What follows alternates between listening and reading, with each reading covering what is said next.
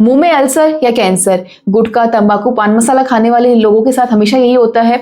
जब वो मुंह का खुलना बंद हो जाता है, क्या होता है कि 1 उंगली 2 उंगली इतना ही मुंह खुलता है। आपके साथ भी ऐसा हो रहा है या आपके आसपास किसी भी परिजन के साथ ऐसा हो रहा है कि उनका मुंह खुलना बंद हो गया है? क्यों? क्योंकि पहले गुटखा, तंबाकू ये सब खाया, हालांकि अब बंद कर दिया है, लेकिन जो पहले खाया उसका तो असर शरीर पे है।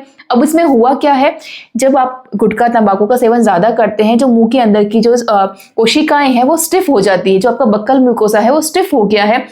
आपको सब म्यूकस फाइब्रोसिस हुआ है, ना कि कैंसर हुआ है। अब आप इसमें गलती क्या करते हैं, जब मुंह का खुलना बंद हो जाता है तो पेशेंट क्या करता है, आप तुरंत डॉक्टर के पास जाते हैं। डॉक्टर उसको देखते ही क्या कहता है कि आप बायोप्सी करवाइए। बायोप्सी करवाई, एक बार करवाई, नेगेटिव आई, तो फिर क्या होता है, संतुष्टि नहीं मिली ना कि मेरी रिपोर्ट्स नेगेटिव कैसे आ गई। वापस कराते हैं, डीप बायोप्सी करवाते हैं, सुपरफिशियल बायोप्सी करवाते हैं। जब आप रिपीटेटिव बायोप्सी करवा रहे हैं तो उससे क्या होगा, आखिर में तो वो सेल्स जो बार बार एक ही जगह से लिए जा रही हैं, जिस एक ही परत से आप बार बार सेल्स ले रहे हैं, तो वहां पे अंत में तो वहां पे लिखा हुआ आ ही जाएगा कि ये सेल्स मैग्निफिकेंट है, जो ये पोर्शन है यहाँ पर कैंसर हो चुका है। अब क्या हुआ, अब संतुष्टि मिल गई कि हाँ कैंसर तो हो गया। अब क्या करेंगे, अब थेरेपी में जाते हैं। थेरेपी में क्या होगा, या तो रेडिएशंस होगा या कीमो होगा। सर्जरी तो बाद का ऑप्शन है, पहले तो यही होगा, कीमोथेरेपी कराते हैं या रेडिएशन कराते हैं। आप ये सोचकर रेडिएशन या कीमो करवा रहे हैं कि शायद ही करवाने से मेरा मुंह खुल जाएगा, लेकिन समझिए इस बात को कि जो पोर्शन स्टिफ हो गया है, सख्त हो गया है, जहां की कोशिकाएं लचीली नहीं रही है, वो आपके थेरेपी कराने के बाद भी लचीली नहीं रहेगी। तो उसमें क्या होगा, फिर आपने थेरेपीज ली, थेरेपी लेने के बाद क्या होगा, ठीक नहीं हुआ, या एक बार को मान भी लेके किसी को इंप्रूवमेंट हो गया, लेकिन जब भी रीअक्रेंस होगा फिर क्या करेंगे, सर्जरी करवा दीजिए। अब सर्जरी के बाद में क्या ऑप्शन बचेगा, सिर्फ एक ऑप्शन, फूड पाइप। यानी जब आपने जर्नी शुरू करी ट्रीटमेंट की, तब आप फिर भी मुंह से खा पा रहे थे, हालांकि मुंह 1 उंगली खुल रहा था, लेकिन फिर भी मुंह से खा तो पा रहे थे। आज स्थिति क्या कर दी आपने, फूड पाइप लगा दिया। अब आप लिक्विड लो, 2 घंटे बाद डालो, हर 2 घंटे में डालते रहो, डेट सेट। ये कोई ट्रीटमेंट हुआ? आप बताइए कि आपने अपना इलाज करवाया, या जिस स्थिति में आप थे उससे हर पल नीचे नीचे नीचे आते गए? यही हुआ ना आपके साथ में।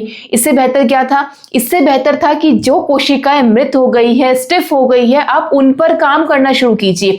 काम इस तरीके से कीजिए कि नेचुरली हो और उनमें हीलिंग स्टार्ट हो। हम ये नहीं कहते कि एक ही दिन में या एक ही हफ्ते में तुरंत मुंह खुल जाएगा, सब कुछ हो जाएगा। जिस प्रोसेस को होने में महीनों सालों लग गए, क्या एक दिन में मुंह बंद हुआ था? नहीं ना। क्या एक ही पल में मुंह बंद हो गया, या मुंह खुलना बंद हो गया, या मुंह का चलना कम हो गया, अंदर की स्किन जो कोशिकाएं हैं व्हाइट कलर की होगी, ल्यूकोप्लेकिया हो गया, ऐसा कुछ हुआ? ऐसा भी नहीं हुआ ना। जिस बीमारी को आने में सालों लगे, महीनों लगे, उसका इलाज में कुछ तो आपको समय देना ही पड़ेगा ना। तो उसमें क्या करना है, ऐसे ट्रीटमेंट लेना है जिससे साइड इफेक्ट ना हो, पेन ना हो, और मुंह की जो कोशिका है धीरे धीरे हल्का हल्का थोड़ा सा खुलना शुरू हो। कम से कम आप मुंह से तो खा पाओगे, आपको भोजन नली तो लगानी नहीं पड़ेगी।